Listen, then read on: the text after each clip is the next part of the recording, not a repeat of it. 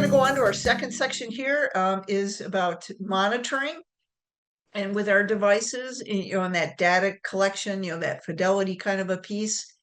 So the first one we talks about, um, do you or members of your team have an understanding on how to collect data and to ensure optimal learning?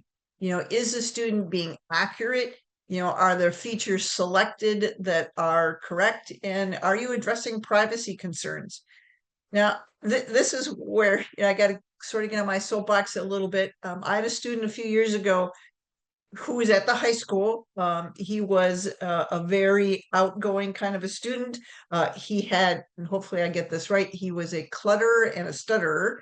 So his language was very difficult to understand, but he was cognitively very typical student. But he had to use an AAC device, otherwise no one understood what was going on, especially if he was upset. And a student had gotten called into the office for doing or saying something that he shouldn't have.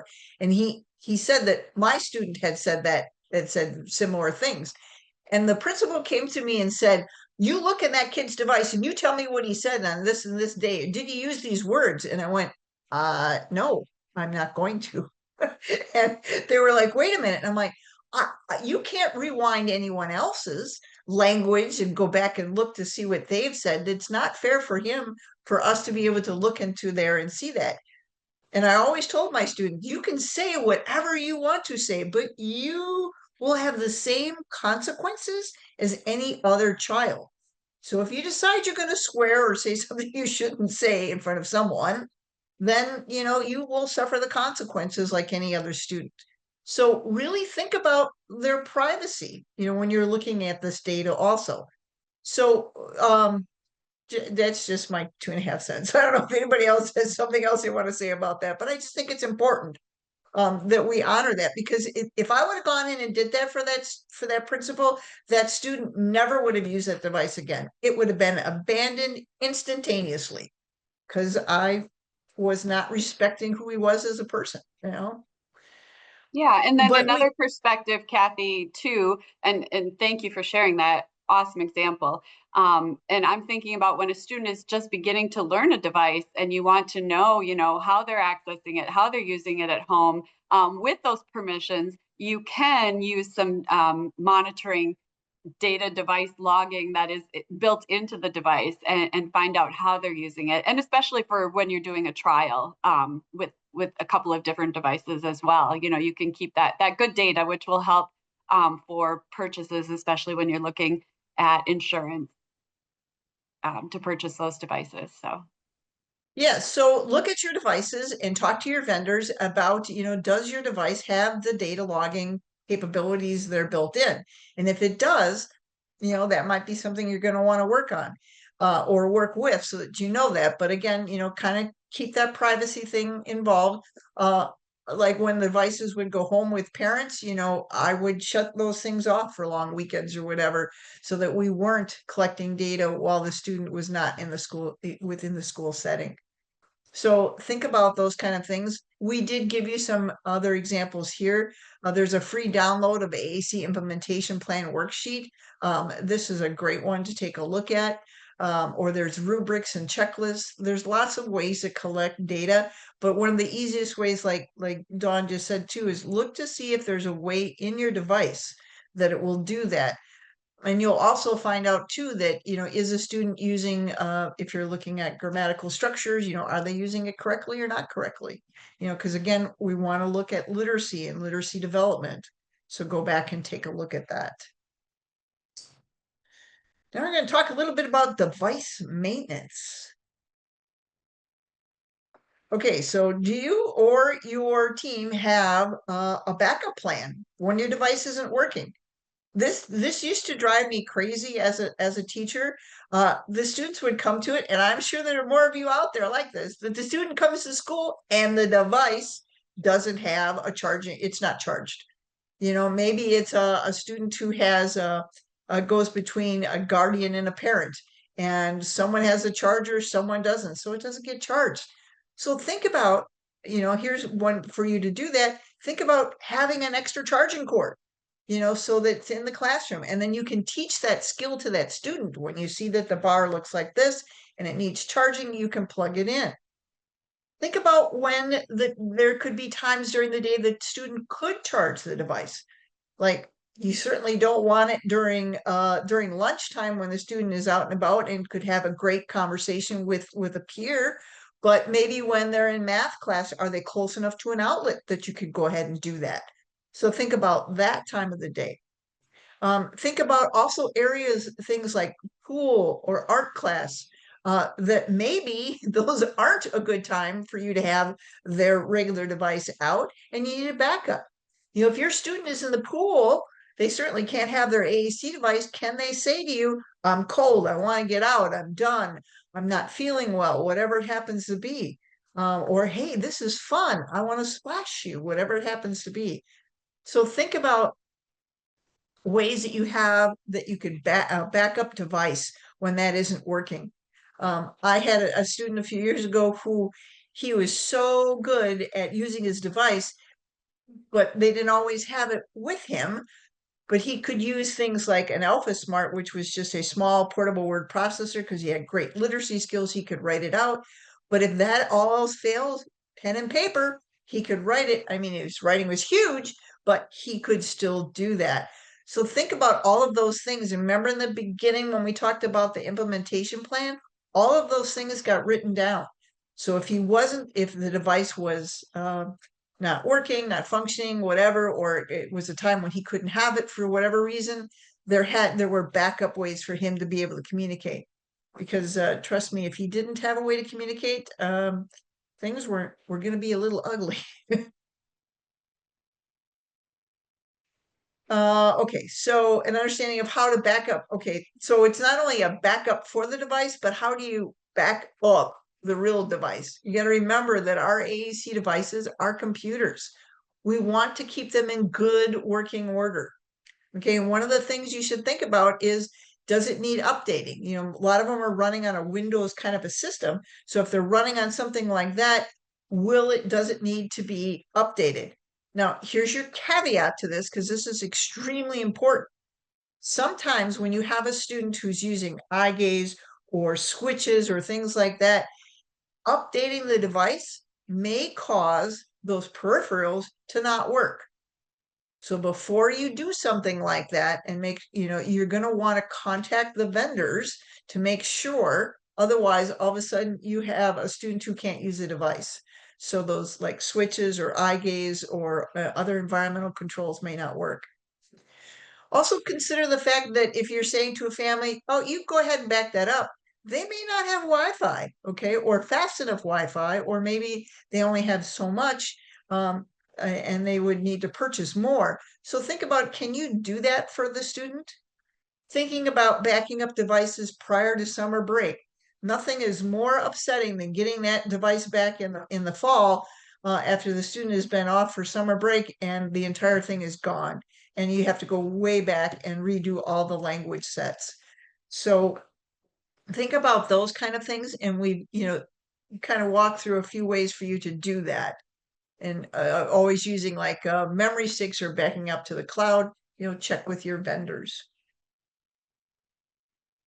Okay, the next one, do you or members of your team have an understanding of how to lock editing access and utilize features that are built into the student's devices?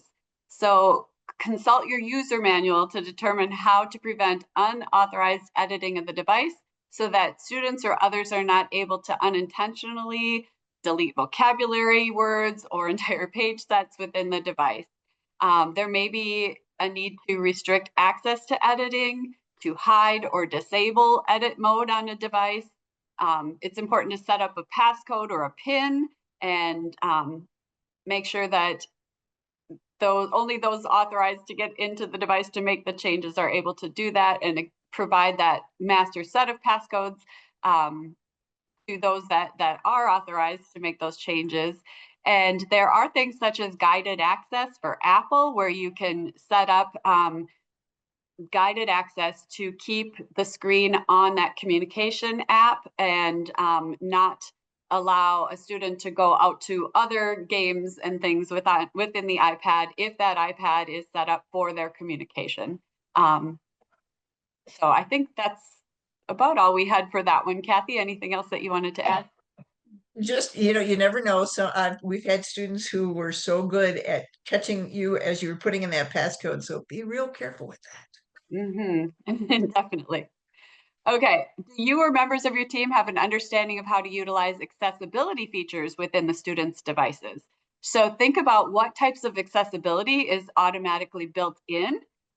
It's your accessibility settings are generally found within the device's main settings menu, and they'll provide options for vision, hearing, dexterity, and interaction. So it's important to think about why a student is having difficulty accessing or using their device, and is the reason that actual access to the device. Think about expenditure of energy. Eye gaze can be pretty taxing. Is it difficult for them to see the device? Do they need a key guard to make sure they're pressing the correct button? Does the sensitivity or the touch duration need to be adjusted? Our utterance is too long for them to hold all that information into their head, just all kinds of things like that to help you with really taking full advantage of what is already provided within that device for accessibility. And then do you or members of your team have an understanding of how to program the student's device?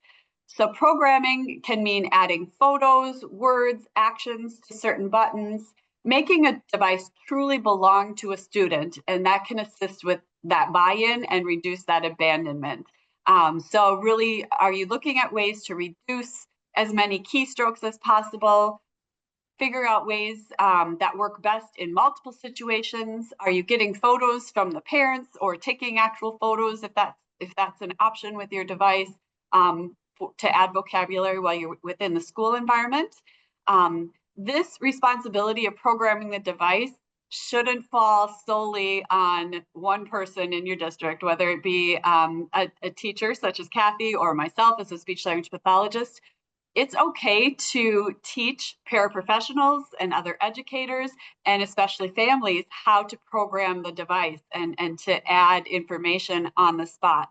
And I remember in particular working with a paraprofessional for an early childhood student that I was working with, and I taught her how to program it. And boy, that took a lot off my plate. And she was so excited. It was so empowering for her. She said, "You mean I can just add something like on the playground when we need another word to add into his device, and I can take a picture and add that?" I'm like, absolutely. If you see something that student needs to communicate and it's not there or can't be found in another way, you can add that in. And that was just such a time saver and so meaningful because she was with that student throughout the whole day. The other things that devices are able to do is to control different things in the environment. So think about, is your student needing to do cooking, activities of daily living?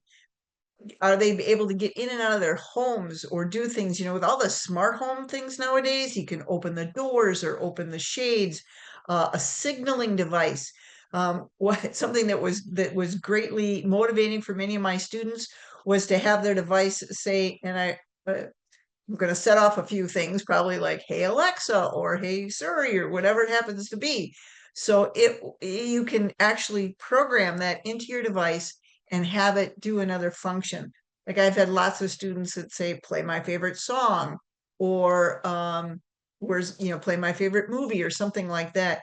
So again, it's implementing the wonderful power of an AAC device. It's not just for communicating, it's about being able to control your environment. So think about things like that. And if you're looking for resources, here are all that we listed out, the vendors, some of the main vendors for you so that you can go and check out what their devices are capable of. For some of your students who are in power wheelchairs, who have the ability to switch from their drive mode to their communication mode to accessing their computer to do email or whatever, those are just incredibly empowering things for students and as adults. Because again, remember, we want our students to become functionally independent as much as possible adults. So that is why we're trying to provide them with not only communication, but access to their environment in every way that we can. I'm down today's session. I want to thank you again for all coming and joining. We appreciate the big turnout, especially for this topic. And we wanted to let you know that there is an AAC webpage on the Wisconsin DPI website. So you are welcome to check that out. It's been there, but it wasn't actually populated until last year. Last year we added all of this information. And we will be continuing to add to it as Kathy and I get some of these resources published that we've been working on related to AAC. If you see something that's not there that you think should be there, please let us know and we can add that, or if we need to make changes. We're happy to do that as well. And then coming soon, this implementation guidance that we're showing you today will be published hopefully soon this year. And also the decision-making guidance for AAC that we introduced last year and we're updating this February. We're hoping to have that published as well and add that to the AAC website so that you will have those resources. And so, if there's things that you see that are needed in this implementation guidance, please share that with us so that we can make sure that it's as complete as possible and a helpful resource to people. And now we're going to turn it over to Jen Seal to talk about the AAC Partnership Program.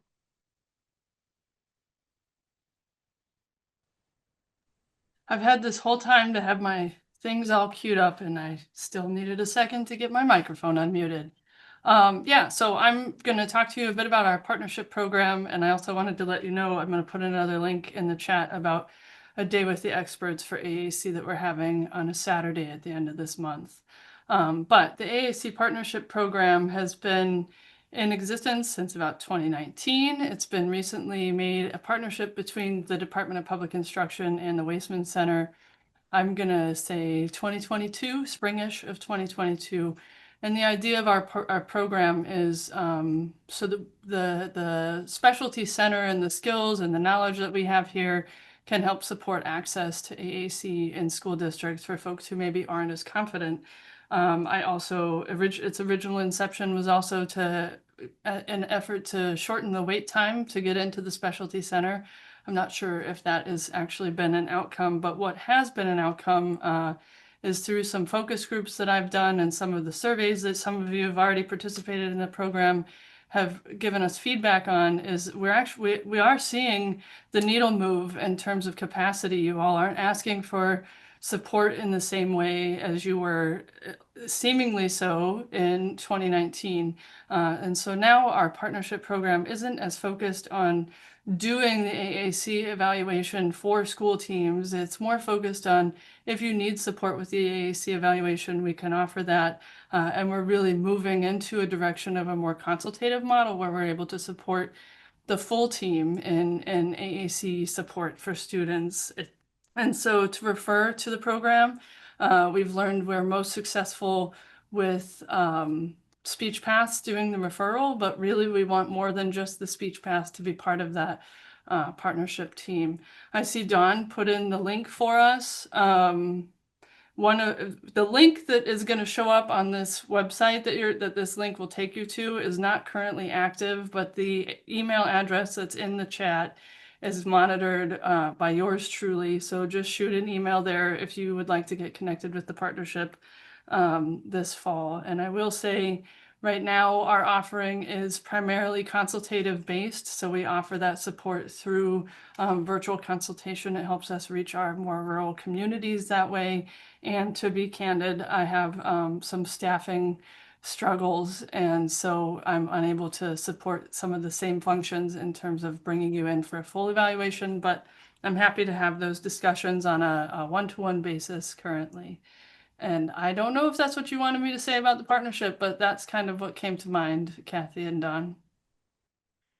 Great information, Jen. And I really want to let everybody know that these implementation guides and the assessment guide really have come out of these discussions with the Wiseman Center and the partnership program, because we look to see what difficulties you in the field were having, and how do we then support you and make this easier. So that's where these guidance documents are coming out of. So it's been a collaboration between many SLPs in the state and the Wiseman Center, and those of us in the AT Forward project. Yes, thank you, Kathy. I want to just second that. Please keep participating in the surveys and the focus groups, because it helps us see where the need actually is versus where we are perceiving it might be. So please keep responding to those things. Yeah, thank you.